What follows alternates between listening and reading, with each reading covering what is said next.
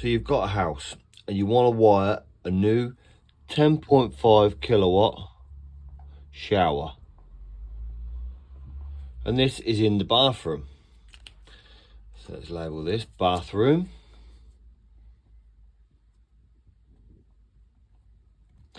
But the consumer unit is downstairs. Say it's in the utility room.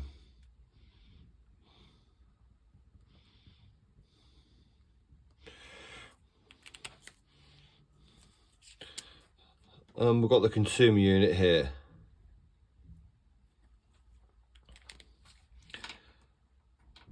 So then what we want to do is take a live, neutral and earth from the board to the shower, but via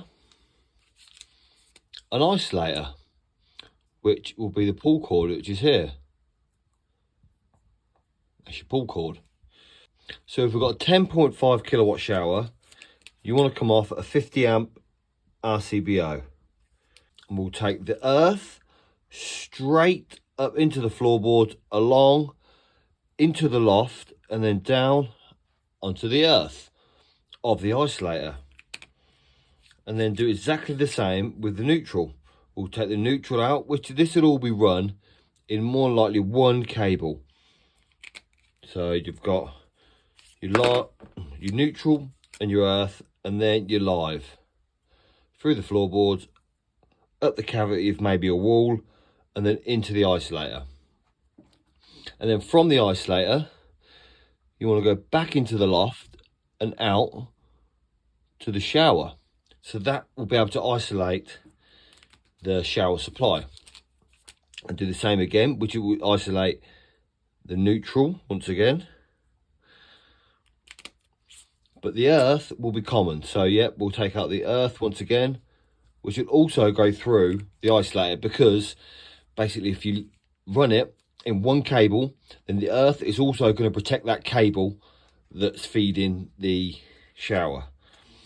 And for a 10 kilowatt shower, that cable wants to be a 10 mil feed.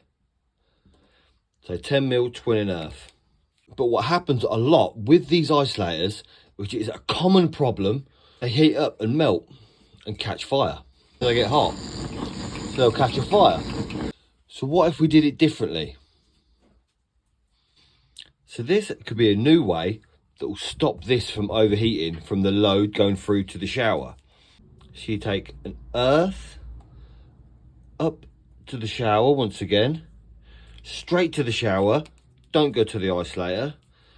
You take your neutral, straight out the board, straight to the shower once again, and then you take your live, straight out the board and straight to the shower, all in a 10 mil feed. That'll be permanently on, you say, without an isolator. Well, what if in the board we put a contactor?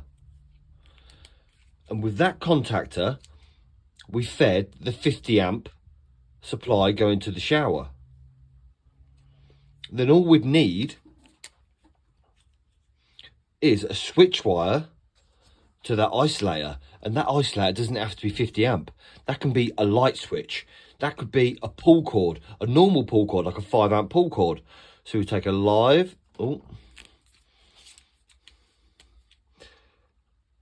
up from the contactor, and then obviously inside, to protect the cable, you also want an earth, and then you switch live back. That'll obviously activate the contactor, so then that will kick the contactor in and send the 50 amps supply to the 10 kilowatt shower. Let me know what you think. Could this be an idea to stop your house catching fire?